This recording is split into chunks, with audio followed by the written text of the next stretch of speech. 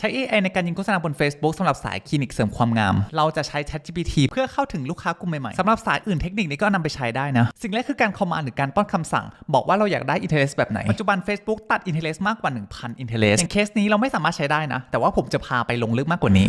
อย่างเคสนี้ถ้าเราป้อนคำสั่งที่ถูกต้องเราจะสามารถใช้ interest ได้แบบไม่จำกัดเลยก่อนอื่นให้ระบุหมวดหมู่ของคลินิกเราว่าตรงกับแบบไหนเมื่อเราได้หมวดหมู่แล้วใส่หมวดหมู่ไปตรงๆจากนั้นพิมพ์ไปตรงๆเลยบอกว่าต้องการ interest แบบนี้และนี่คือผลลัพธ์ครับเรียกว่าเทสกันไม่ไหวเลยกลุ่มความสนใจนี้มันแค่ไปเราแก้ได้ด้วยวิธีนี้ครับเพียงเท่านี้ก็เรียบร้อยแล้วง่ายแค่นี้เอง